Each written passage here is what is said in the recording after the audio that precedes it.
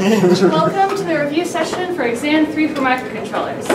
So, today we're going to cover the ADC10, that's the analog to digital converter, the UART, the Universal Asynchronous Receive Transmit, C code to assembly, and we're going to recap timers because timers will also be on this test. Okay, so the resources that you'll want to have for the ADC10, you'll want to print out the registers, and this is on page 566. These for 22.3, section 22.3, and the UART is page 439. And these are where the list starts, so you want to print out the whole section of the registers. And it's 54. Okay. So, yes, let's get started with the ADC10. So what the analog to digital converter takes an analog input signal and converts it to a 10-bit value. It does this, say, like so. So say we have some input signal, that's some waveform here. We can't get an analog signal and represent that digitally because analog is continuous and digital is discrete numbers at points. So we convert this from analog to digital by slicing it up into time chunks and sampling at each interval.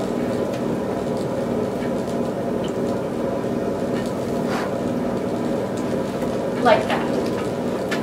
So as you can see, when you sample at a certain time, say at, if this is time 0, at t1 you get this value.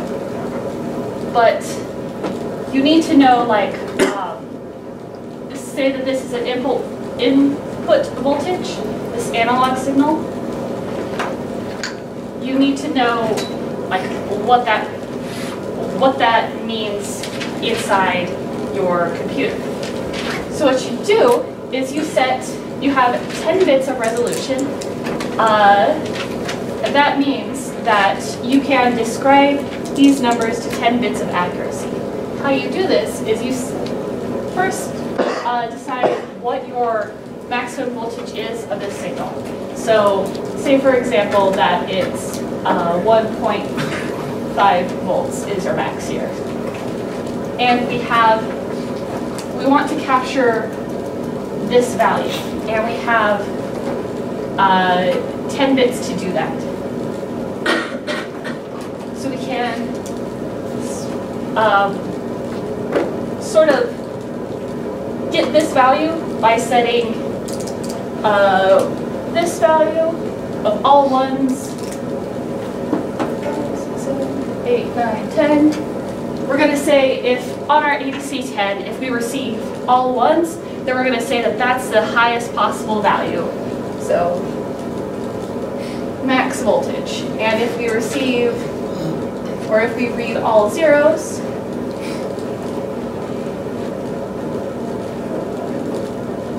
we're going to say that that's our minimum voltage, or 0 volts. So we can read, like, we can translate or convert each of these analog samples into a digital sample by seeing where it lies on the line. So if this is all 0 down here and this is 111 up here, then we know that this midpoint is going to be halfway between 0, 0, 0 and all ones. So it's going to be, yes, 1, 3, 4, 5. So it's going to be represented by this number. 1, and then zeros following it. That is halfway between all 0 and all 1. Yes? Okay. And we know that, like say we want to get closer to this number, and we know that halfway between here and here is going to be this number. 3, 4, 5. And so on. So like, we can get closer and closer to the number, and we know that, say if this is halfway point and it's just like right above that, we can see if the value that we're measuring is greater than this, then we get closer, and if it's hang on, I'm describing it right. But anyway, you can probably see that this one is pretty close to, for example. So it's close to this number, and so you can think of finding the digital value from the analog signal as sort of like a split search. So if you know that the signal is higher than this, then the next bit is a 1, and if you know that the signal is lower than, like say this value right here, then you know that this next bit is going to be a 0, and you can just keep refining closer and closer to that value until you've got the digital value that corresponds to that voltage. Sorry if I didn't explain that very clearly. Does that make sense? Any questions? Okay. So either it all makes sense, or I confused you enough that you don't even know where to begin, right? Okay.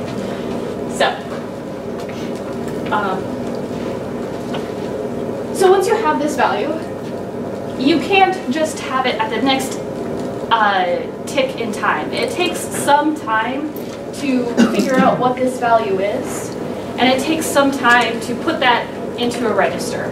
So you can't really get a continuous curve, so you need some delta time here.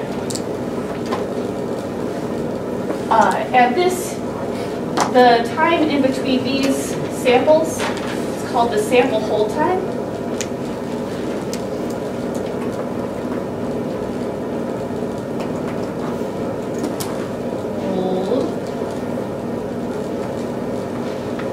Sample hold time.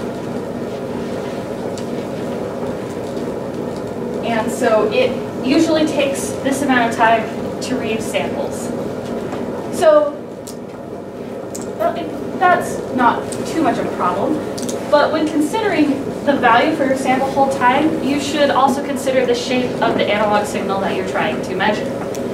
If you have like this sort of pattern, then like this sort of width, or this frequency of sinusoid, like this curve up here, then this width of sample hold time captures this curve fairly well. Actually, it would look more like this because it's digital. But like from here to here, this captures it very well. But say, for example, your analog voltage is a little more choppier, then this same sample hold time does not really capture your curve all that well. Because this curve right here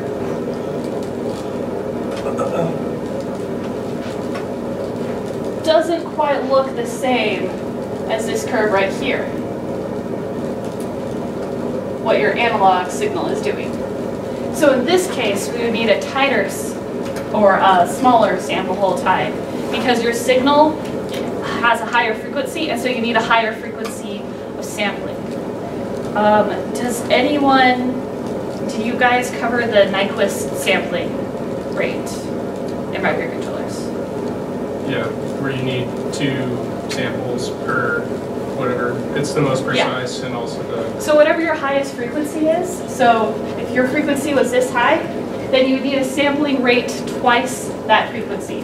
So say this frequency is, I don't know, 50 hertz.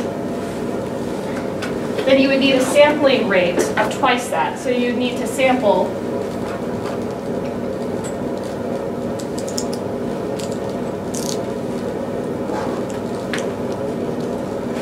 sample at 100 hertz. And that's so that you don't like take this crest and decide, oh, I have a nice straight line here, and you lose the detail of, no, I actually have a point down here that I need to get to. And the Nyquist sampling rate, that's what this is called, where you sample it twice as fast as your highest frequency. That you'll see more of in like linear systems and communication when you take that class. Okay, so, but so that's why you would want a smaller sample hold time. But there's a reason that you would want a larger sample hold time. That's if your signal is noisy. So say you have a signal. I can repurpose this segment of our signal right here.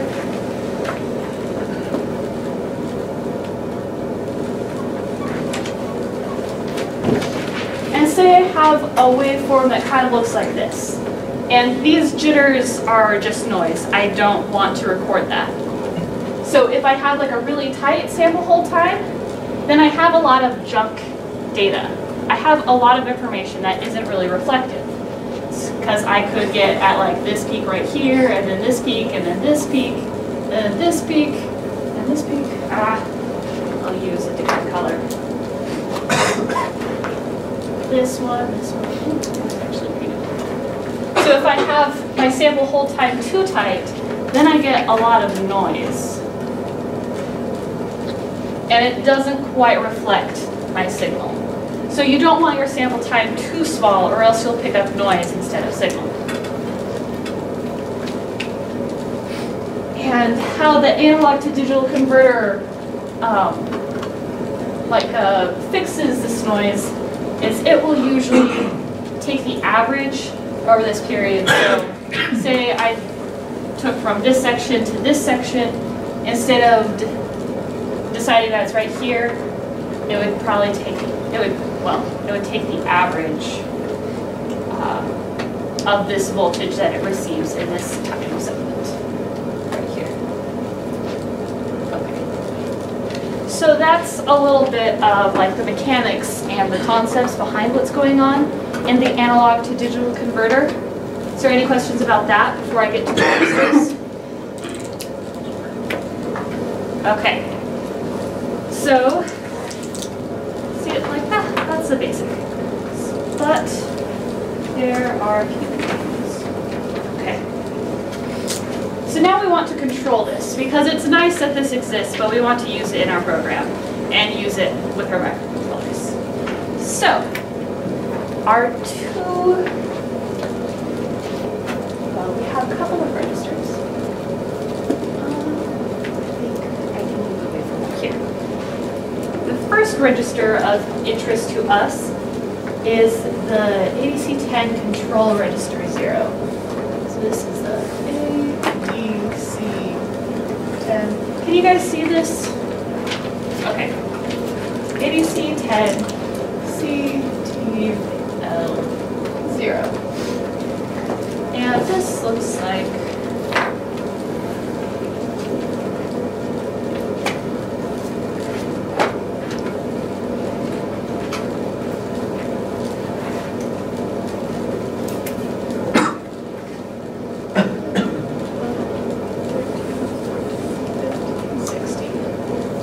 so it's a 16-bit register.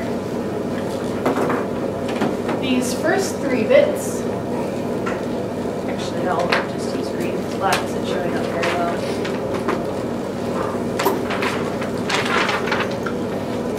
These first bits are the select reference.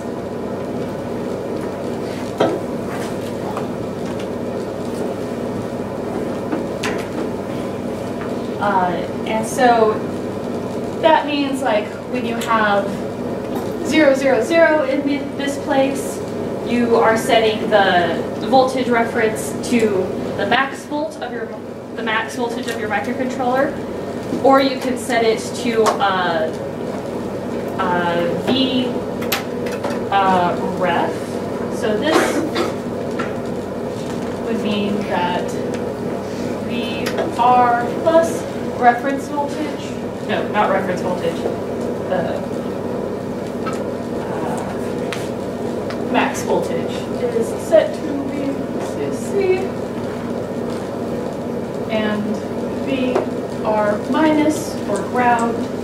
is set to VSS. And then 0, 0, 1, for example, VR plus equals V ref and VR minus equals VSS. Okay, and there's like all combinations, but those are the two interesting ones. I'll come back to what V reference is later. Now these next two bits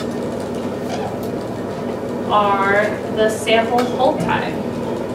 So ADC 10 sample hold time. And these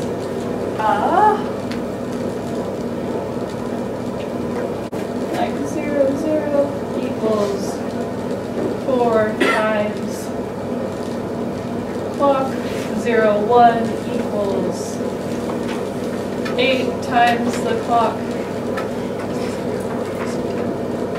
16 and 84.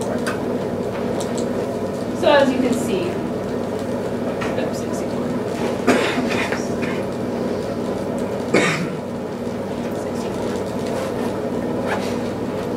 So as you can see, you can have pretty small sample hold time, which is just 4 times the clock, or you can have up to 64 times. And so that's for like really low frequency, noisy signals. You would want to have the higher sample hold time. Let's keep switching markers. Okay, so the next bit is the sampling rate. Here.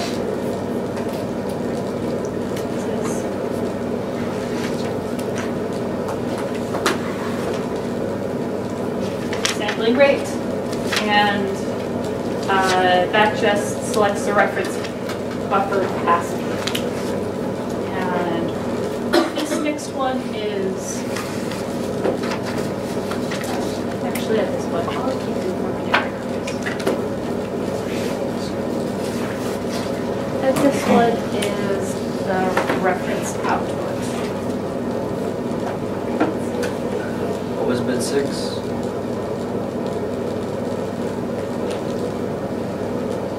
Bit 6. Well, this is bit 15 actually. Oh.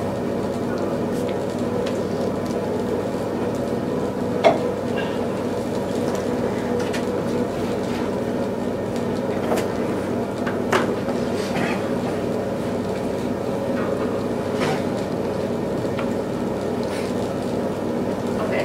So do you mean the sampling rate, bit 10 or bit 9? Bit 10. Bit 9? Bit 10. Bit 10. Bit 10 is the sampling rate. It says this bit selects a reference buffer drive capacity for the maximum sampling rate.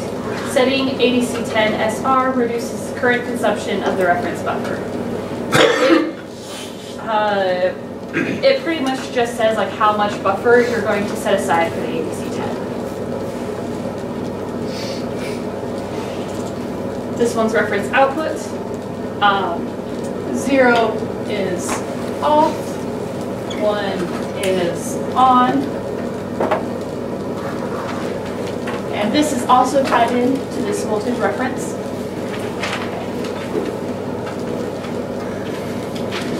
And the next bit is ref burst.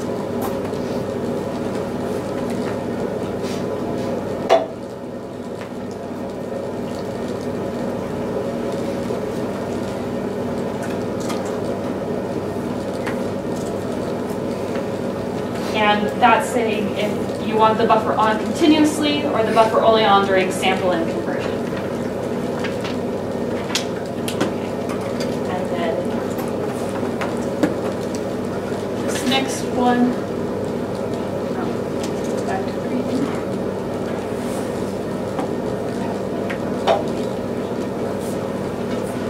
It's 7 is the multiple sample and conversion.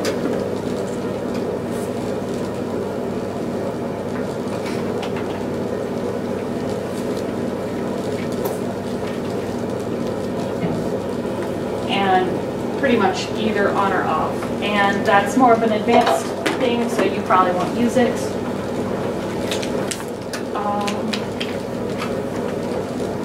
And then we get into the reference voltage. So bit 6 here, this one is the ref 2.5 volts. And with this one is set to 0, the voltage reference is 1.5. So this value right here is set here, and if it's 0, then it's set to 1.5. If it's 1, then it's set to 2.5 volts. And so this controls the scaling here. So for your voltage scaling, if you're receiving a signal that could be at max like 3 volts, then that's around the voltage of your microcontroller itself. So you would set this SREF, the select the reference. If you have this signal being near the reference, near the voltage of your microcontroller, you would set it to 0, 0, 0, and that way then this max voltage up here would be like 3 volts. But if you have a signal that's only like 1.5, then you would set it with the max voltage being 1.5, then you would set the VR to the voltage reference. You would turn the reference on by setting this bit, and then you would say that you want the reference to equal 1.5. Or if you want your max voltage to be 2.5, you would set this one to 1.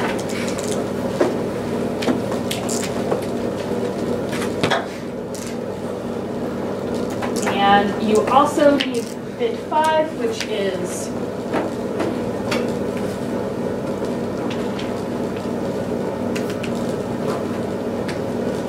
bit 5, which is ref off, which just means like 0 it's off, 1 it's on. So in order to set a voltage to anything other than 3, you need to turn on this bit, this bit, this bit, and whatever, and maybe this bit if you are choosing 2.5. Okay, we're almost done here. 4 is ADC10 on, so this just turns on the ADC10.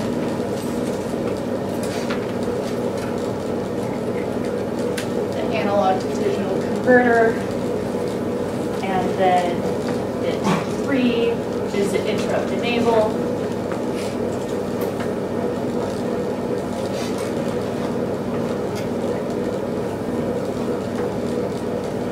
And then 2 is the flag. This one is enable conversion. And this last one is the start conversion. And this, I think these are software controlled. So you don't need to set those, I believe. It was.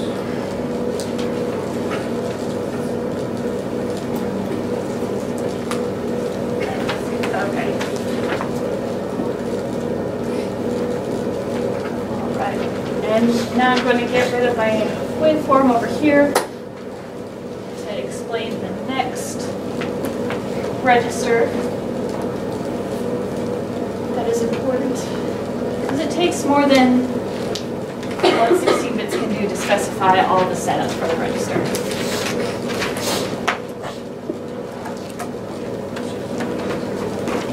So this one is A, B, C, T, L, 1. Or control register 1.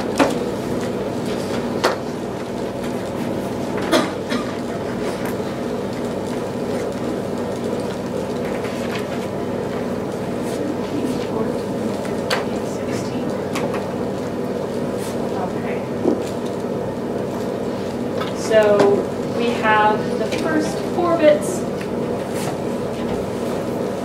are input channel select. So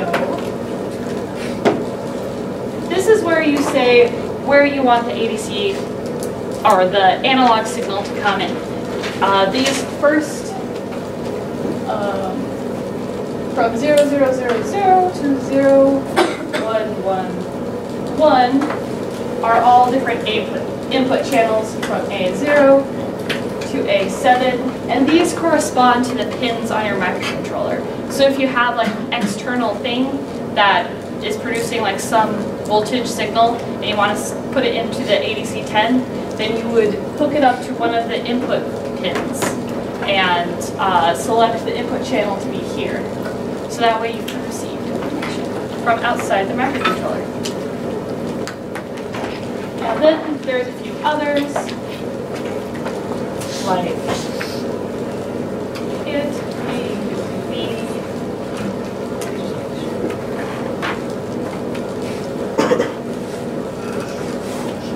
and then 10, 10 being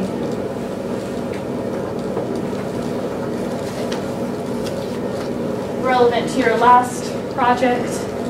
This input is a temperature sensor. Okay. So that's where you select like where the input comes from. In these 4 bits right here, in control register 1. I guess I'll number these 2.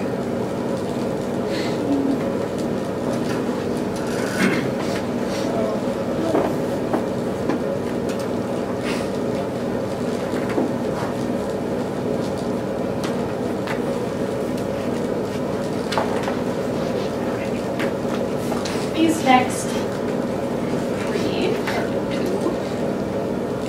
are the sample and hold source select. So it can either be set to the ADC10 source select bit or to timers. This is the data format.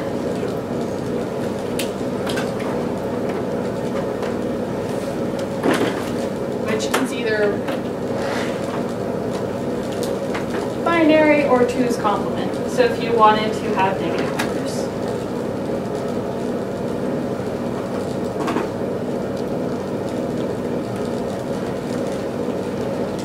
Okay. And this one is the invert sample hold. I haven't really used that one. I think the default is 0 here. Samples 8. What? What was 8? This one is the invert signal sample and hold. And all of this is explained in the family guide. In the sections here and here.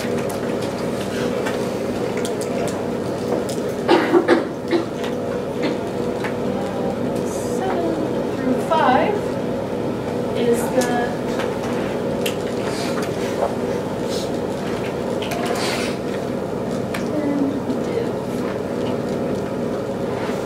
so just like in our timers when we had the div, it divided the clock.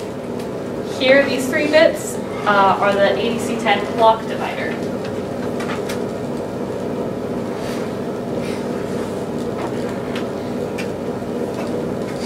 So this makes the clock either go at the same speed as the input clock, or it goes at a slower speed by like 2 or 3, 4, all the way to 8. These next are the source select.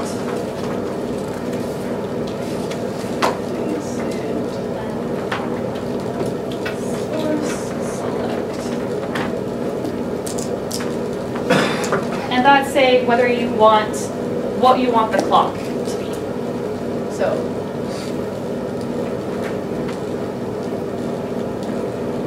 it's the clock source, essentially.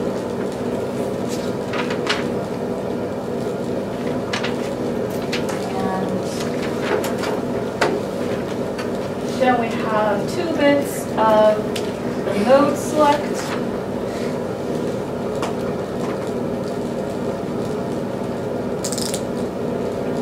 Which means that if you want a single channel or multiple channels for your conversion.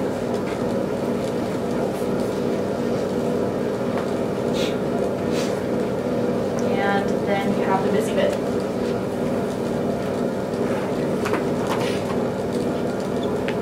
And that's controlled by software. Okay. So you also have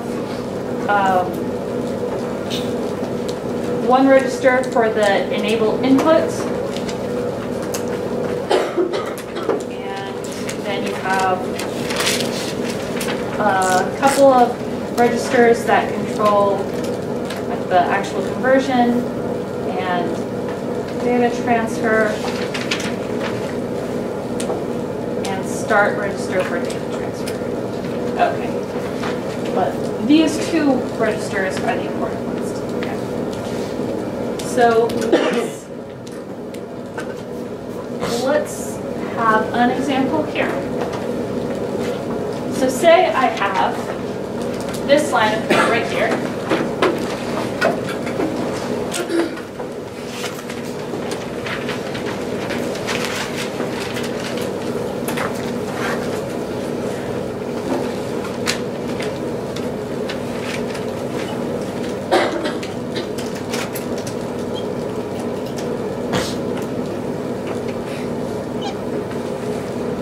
Okay, so what does this line of code do? Well, we can start by splitting up this into the bits. So we have 3, which is 0, 0, 1, 1, 0, 0, 0, 0, 0, 1, 1, 0, 0, 0, 3, 0, 3, 8. Okay. And then we're looking at this register right here. So we know from these first 4 bits here that we have an input channel. And I didn't write the input channel all the way out, but it's input channel 3. Because if 0 is here, 7 is that, then that is input channel A3.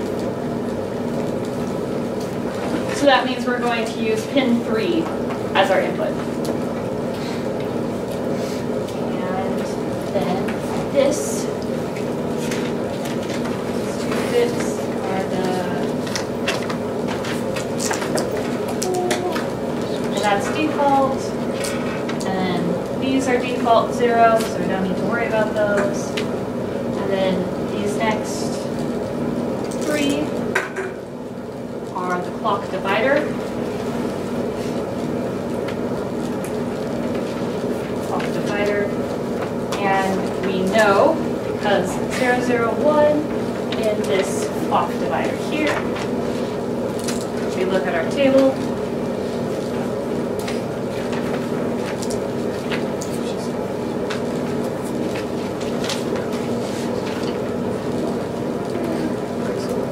and it should just be, yeah, divided by 2. So 0.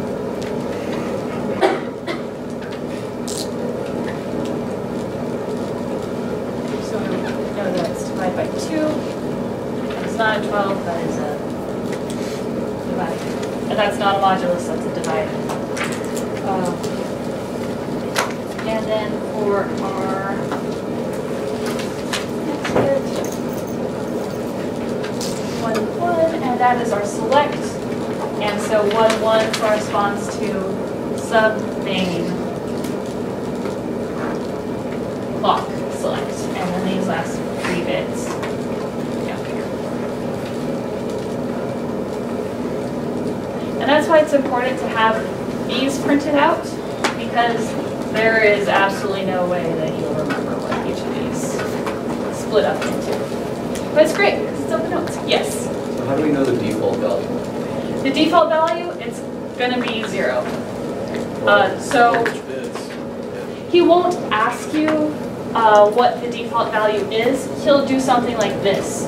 which is he'll give you move instructions and saying, okay, so this is in the ADC10, what does this do? And if you see segments that are 0, 0 like that, you don't need to specify, oh, and it sets the sample hold to 0. It's just, it doesn't set anything, it's more defaults. And so you don't need to actually include that. And in the case on my test, this was a multiple choice question. So it would be like, there would be a couple of answers like it has channel A3 or channel A5, and it either divides by 2 or divides by 3, and you would have to choose from one of those.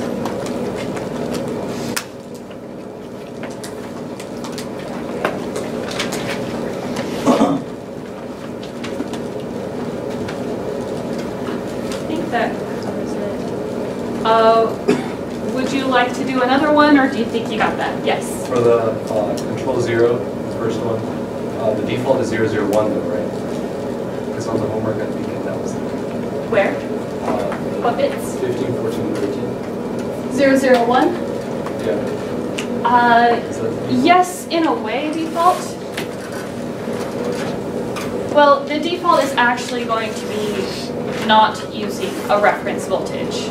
But in most of his questions, he will ask you if you want to use a 1.5 or 2.5 reference voltage, because that's a little more complicated answer, and you need to set multiple bits in order to do that. So if on the homework it says, how do you set a 2.5 reference voltage, then you need to have this one, because this one is where you get, where you use the reference voltage. If you have like the reference on, set it to 2.5, reference enabled, and then use this one, then all the other bits don't really matter, because you're not even using it, you're not hooking it up. So this is like hooking it up to your top voltage, and then this is actually like calibrating that reference voltage and turning it on and stuff. Okay. Yes? Whenever the encoder is disabled on the control 0 one, does that mean things can't be changed in the interrupt? Whenever the encoder is disabled?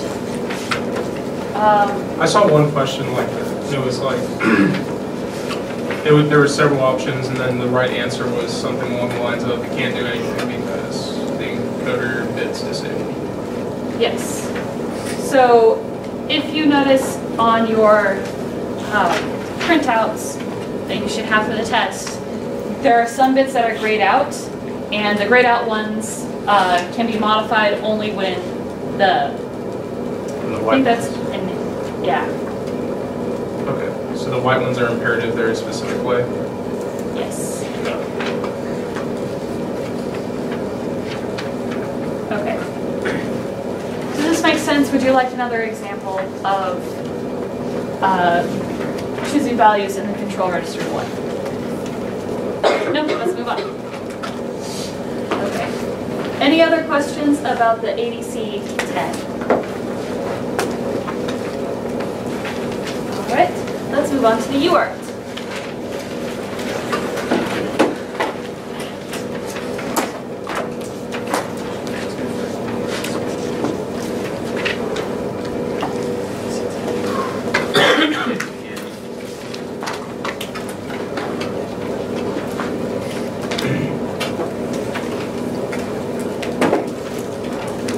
Are we going to need to use the ADC10 AE0? AE0. It's like on the Family Guide, it's like the next page, I think, below the ADC10.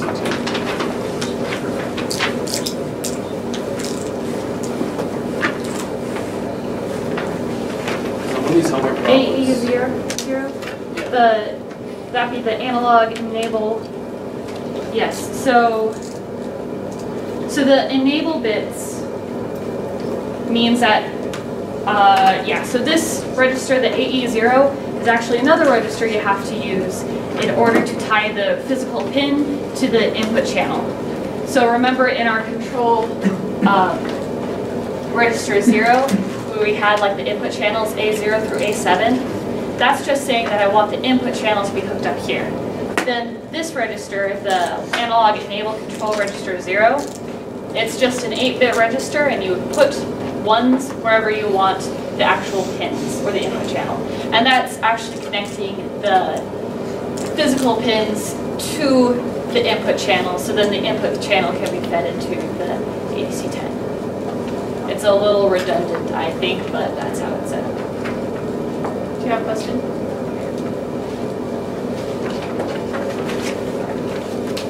So the UART. The UART is the Universal Asynchronous Receive Transmit.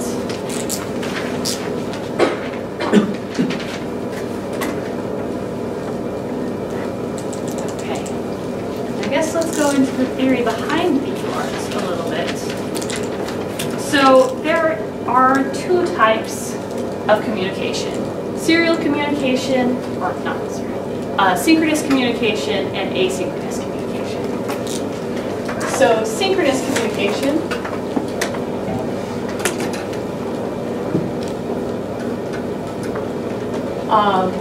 it has two lines, a data line and a clock line.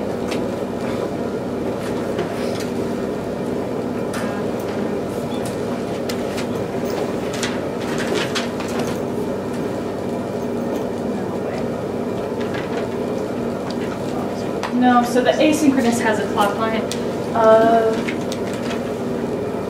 Let me just clarify.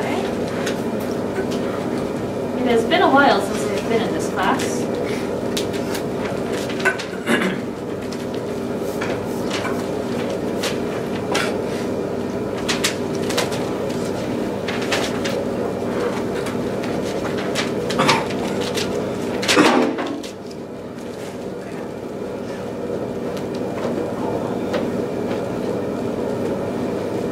Yes, it is asynchronous. So synchronous has data line and a clock line. So with synchronous communication, you know when each timestamp happens, what each sample time.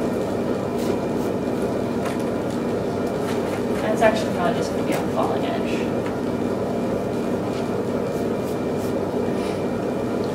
And you can encode bits in the data line.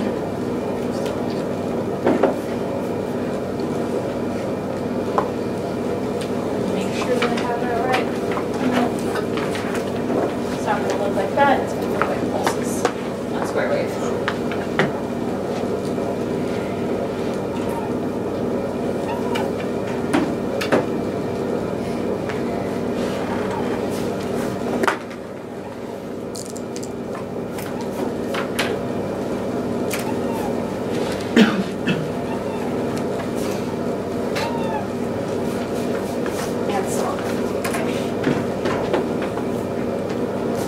So this is your clock line.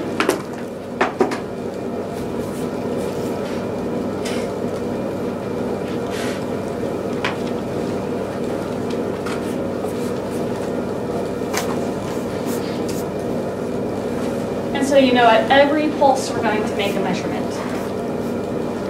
And so if your synchronous data, if you read a low and it's a 0, read a high, 1, so this would encode 0, 0, 1, 1, 0, 1, etc.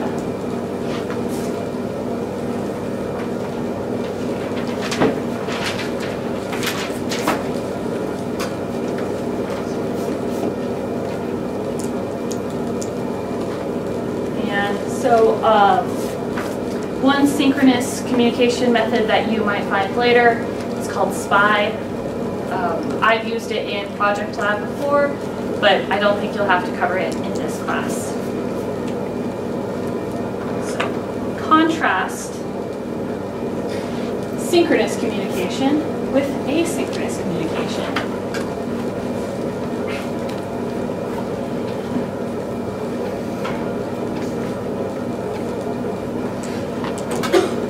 have one line. You don't send the clock. And you need to set it up so that you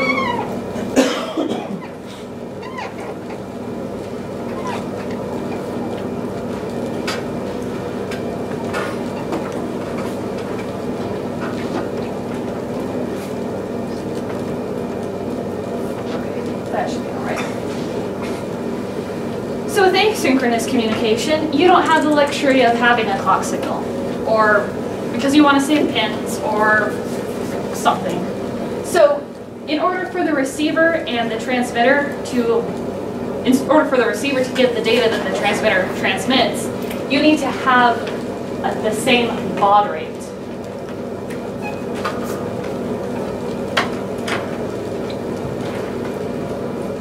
And the baud rate is the bits per second.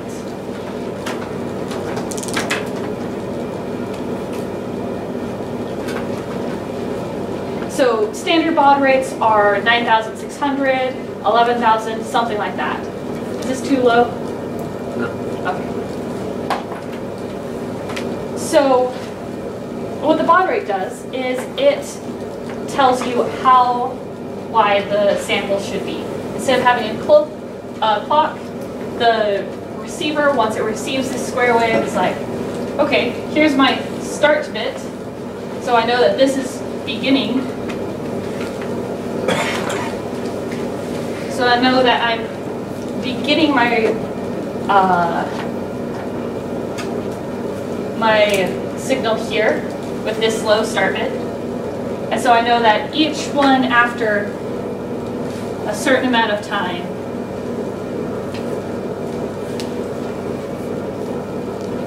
is another bit. So this one would be, actually this is a start bit. Start. Then this would be 1, 1, 0, 0, 0, 0, 1, 0, 1, etc. And actually it's more likely to be, if I divided them in half that way, but it's because you don't want to sample at the very edge of the wave, you want to sample in the middle, but just imagine this shifted over by an inch. It divides it up into time segments and then samples at each time segment. Like that. Okay. So that's pretty neat. Just by assuming the clock rate, you don't need to send the clock pulse. Unfortunately, sometimes that can have problems where maybe if your baud rate wasn't set exactly, you might shift off like a little bit. So you might think that this is where the signal is, and then like eventually you might lose some bits by just shifting over, because the clock rates can't be exactly the same because nothing in life is exactly the same. So so that is why asynchronous communication usually happens in bite-sized increments. So you usually only send 8 bits at a time. And then you send a new package with another start bit and then your message. 5, 6, 7, 8, yes. So you have your start bit and then you have 8 bits. And then by the end here, even if the clocks weren't quite lined up, there's usually not all that much error. So it's pretty safe. And then the time the next byte comes along, it has its own start bit so that you know. So the timer knows, like, it resets the location so that it keeps getting the bits correctly in the right time spots. Is there any question about asynchronous or synchronous communications?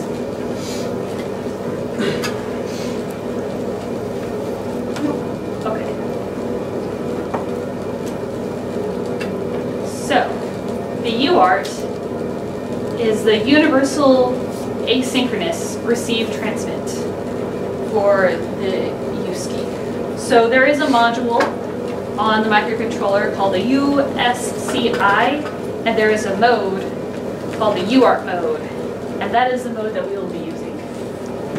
And I've actually used this in Project Lab, so this is useful stuff to know. Okay. Is this the only mode we care about? What? Is this the only mode we care about?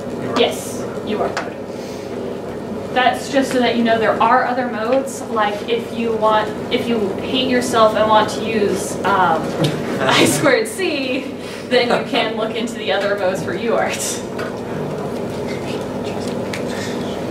It's actually like a really challenging communication protocol, and I have gotten stuck on it before, so that's why I say I want to hate myself. Okay.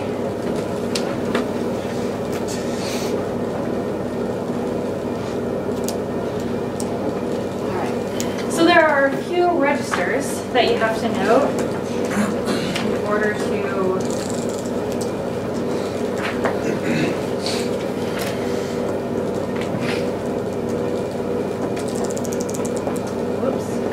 So there are a few registers that are important to know, and there's also a baud rate chart. And it looks like I don't have my baud rate chart anymore. It probably got lost somewhere last year.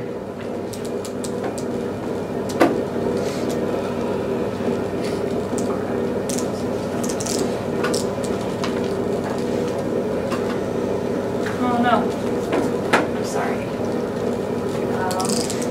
But there is a nice chart, and I recommend you go look for it because it will be useful in the test. That lists what baud rate you want and the registers that you have to put in kind of arbitrary numbers in order to get that baud rate. Okay.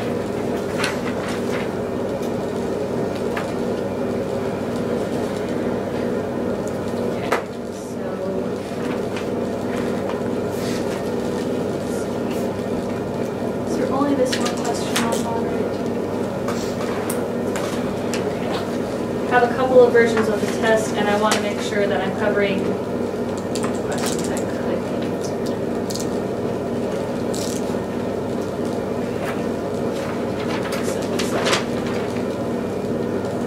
All right.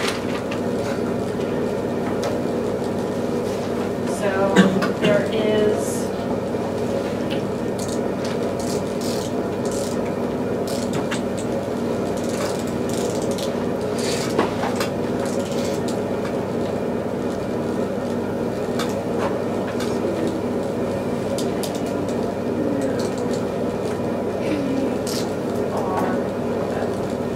This is a register that sets the baud rate.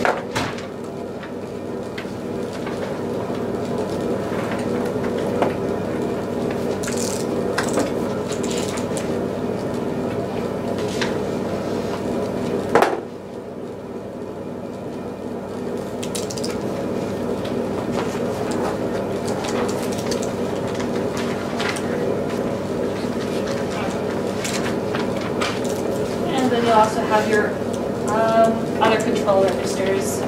So you have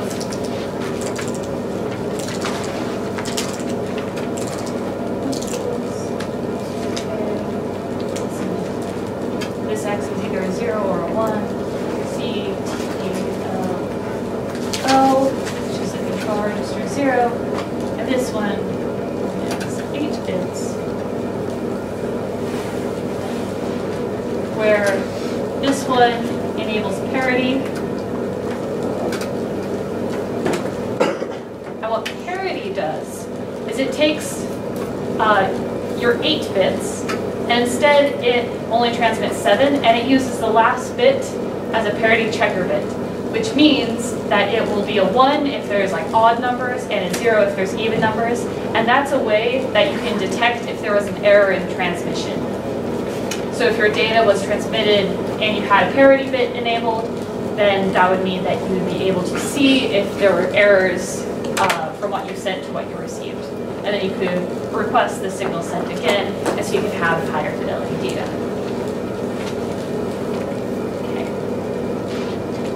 And then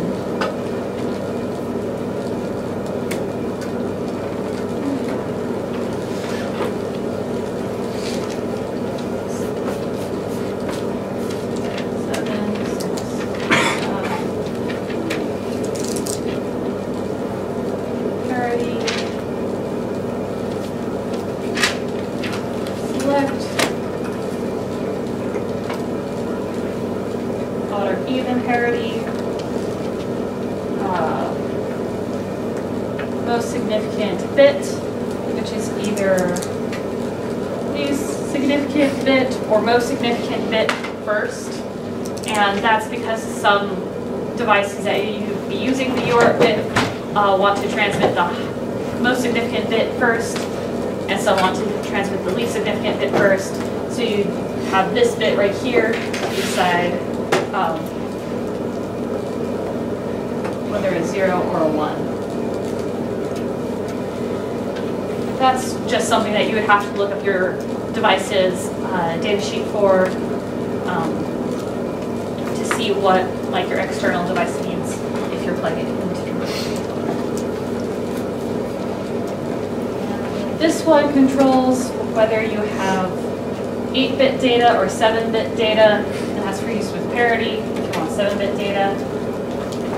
This one is the stop bit select. So you can either have 1 stop bit or 2 stop bits, and that's at the end, like you have your start bit, and then you have your data, and then you have a stop bit, and that signals like, I'm done transmitting, wait for the next byte to be sent.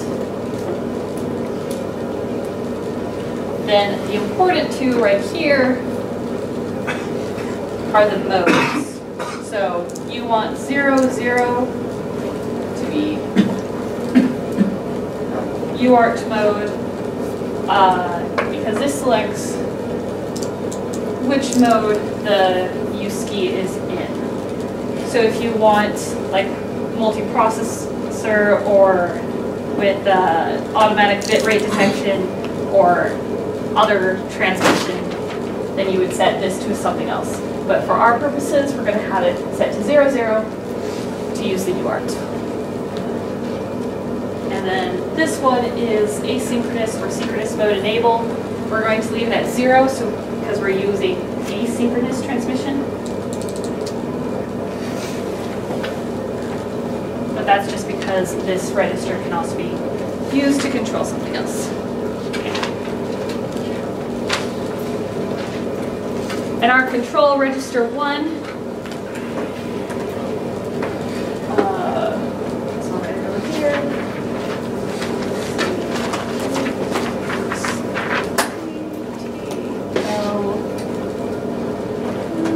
also has 8 bits.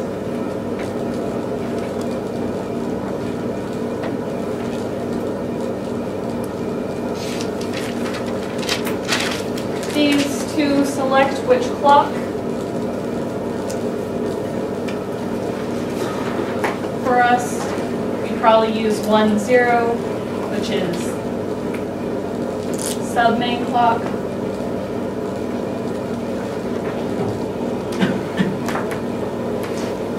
This one is used in error checking. This is used in error checking. This sets it to sleep.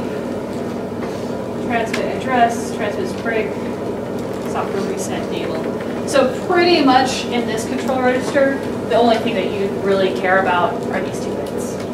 All the rest is used for error checking. Okay. And the last one, this UCA0 BRO, the baud rate control register. 4, 5, 6, 7, 8. This is an empty 8-bit register that you will fill in with a value such as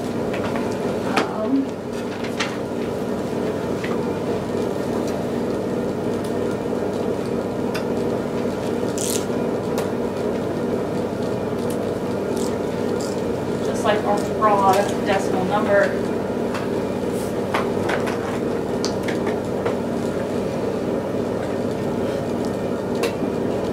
And this number you get from a chart that corresponds to the baud rate that you want and the number that you put in here. And unfortunately, I lost my chart, but I believe it is in the same chapter, page 435.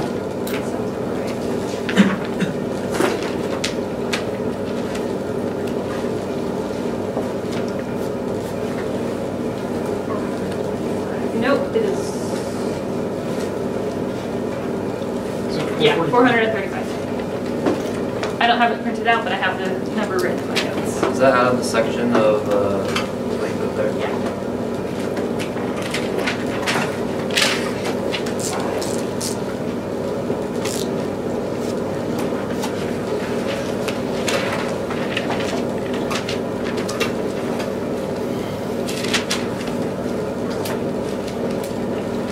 It's the baud rate table.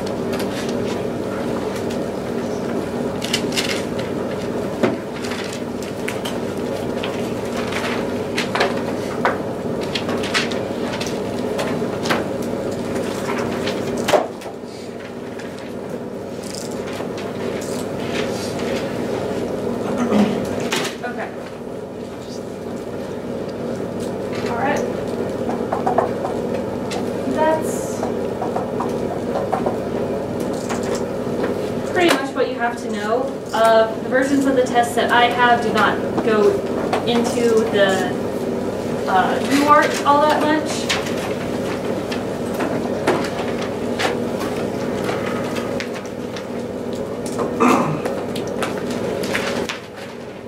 Yep.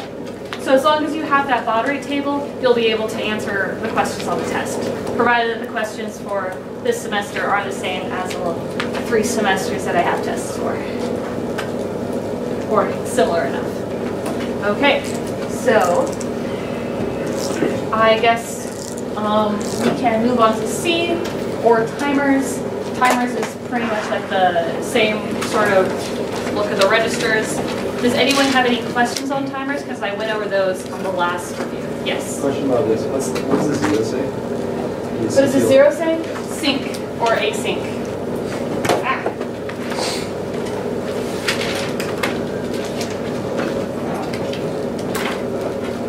Synchronous or asynchronous. And that's because the UART register could be also used for other protocols.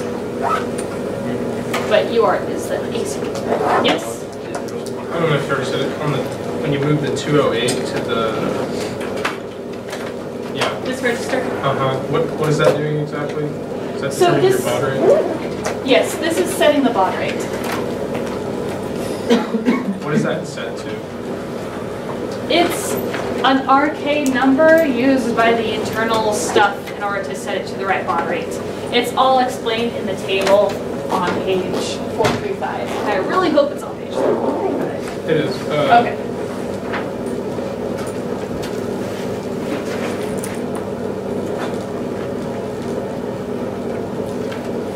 Okay. All right. So is there any questions on timers? Because I covered timers in the last review. Yes. Do you still have the page numbers for the timers? Yep. I believe the timers.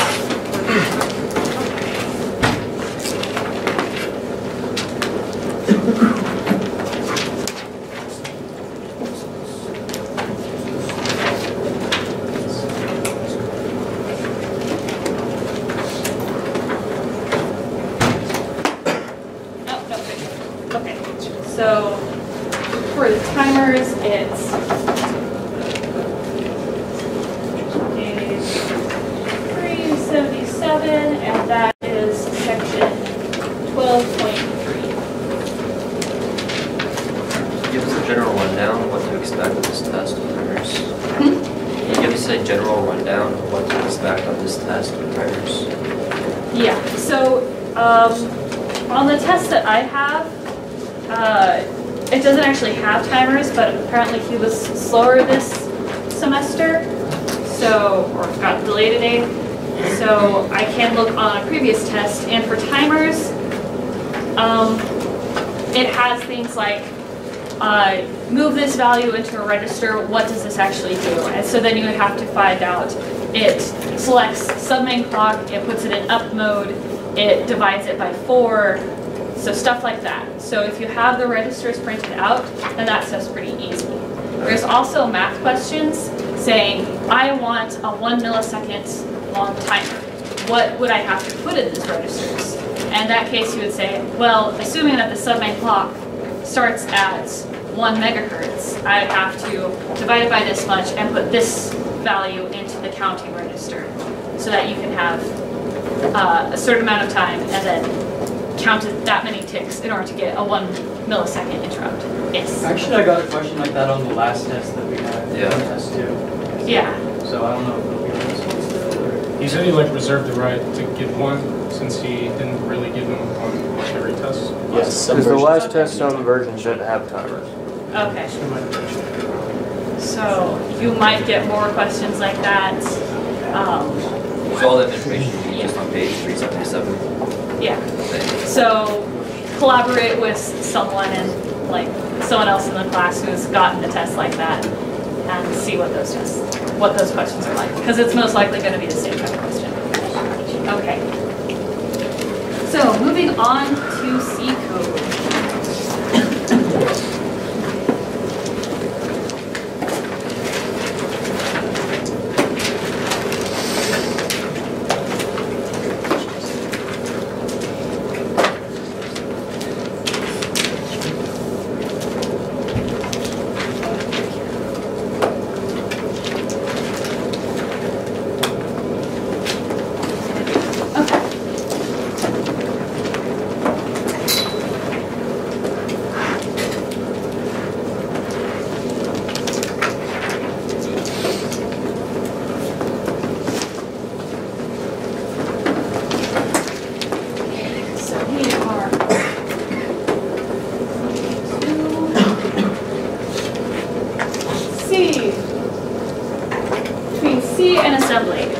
So in C, C is going to be just a little bit more removed from the hardware. It's going to be, like, has functions, for loops, all that nice stuff that you learned in like object-oriented or Python, but not as quite as easy as Python. Because you still have to deal with the bits a little bit. Okay. So, it's pretty similar to a lot of languages that you've known. I'm assuming that you've all taken C++ class before, right? I think it's a prerequisite. So we have things like variables, filing. So like just defining. With ints and chars, so, and arrays. So you can define a variable.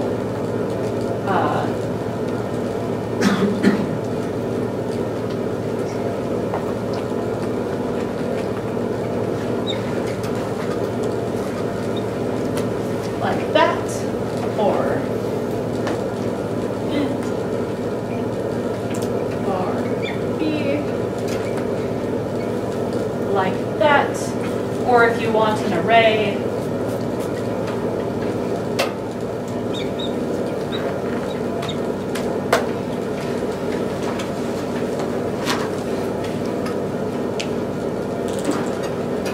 use brackets. And then the size of the array. And you can do the same with int. And so like this be in assembly.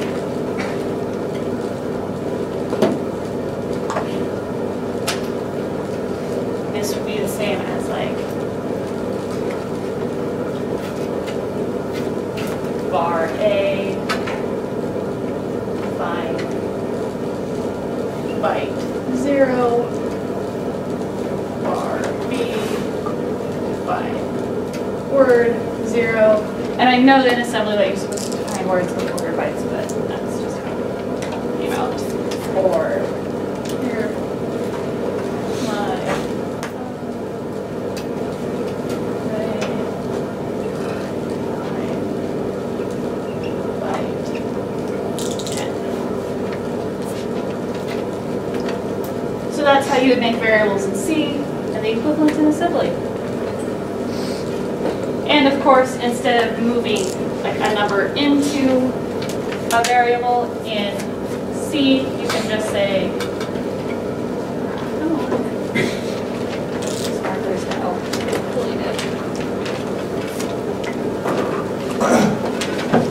you could say var A equals 5. None of that moving 5 into var A. You could say var A equals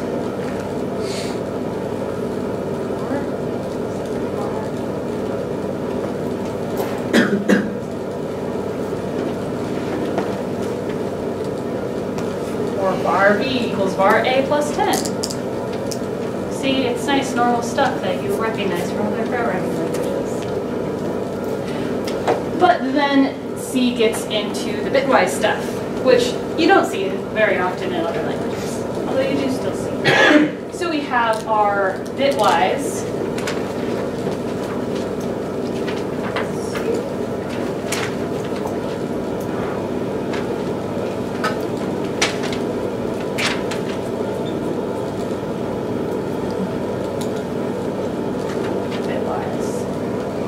Bitwise or look like A equals A or B.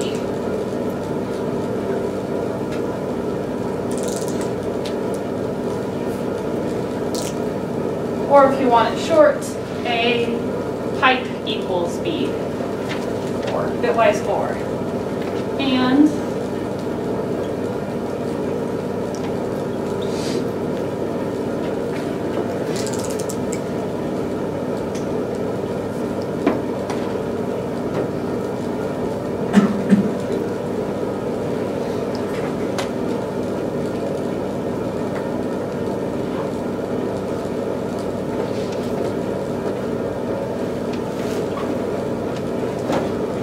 so there's not really a bit set or a bit clear, but you can use the or as a bit set, and you can use clear.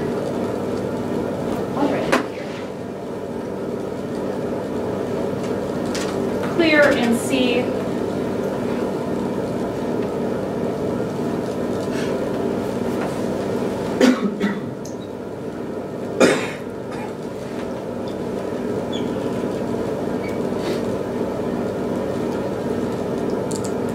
So say you wanted to clear like one bit in a specific location in A, you would AND it with the inverse of the bit that you'd want to clear. So for example, this is 2, so know that the bit in, like, what's that, the 5th place is now cleared. This is the 6th place. So then we also have our rotates. I'll just clear off the assembly. So how would that compare to like the clear, like CLR and then the bit? Yeah. So CLR, this is the same, or equivalent, I guess, as